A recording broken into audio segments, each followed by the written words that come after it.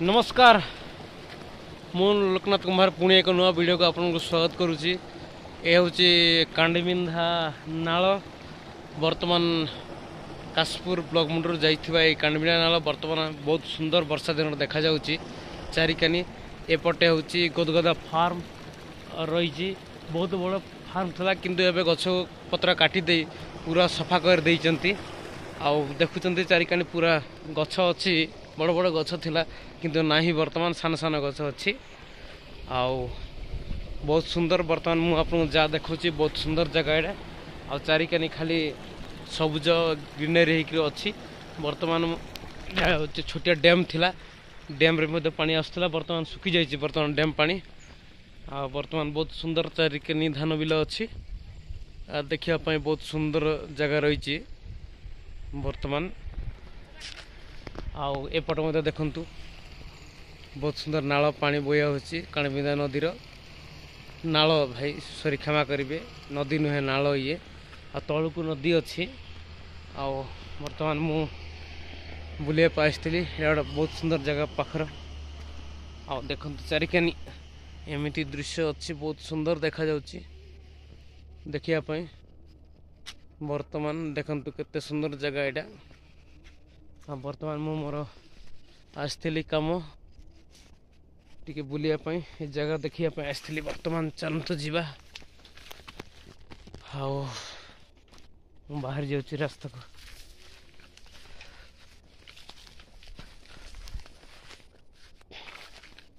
वर्तमान ये होची रास्ता वर्तमान एडी गाड़ी अच्छी।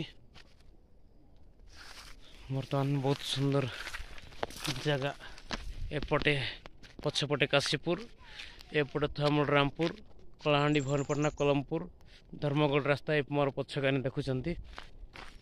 चलंतु वर्तमान रहूची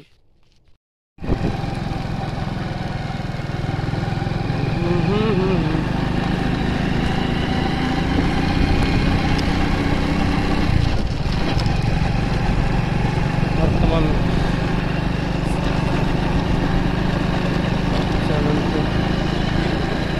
हाँ दुई जन हेब ना गो।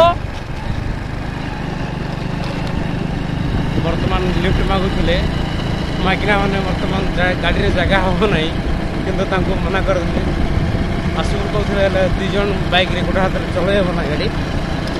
वर्तमान मु बाहरी जीवा आउ काशीपुर जाऊँगी। चलतु काशीपुर जीवा मो पछकानी रामपुर रास्ता वर्तमान बहुत सुंदर है। चलतु जीवा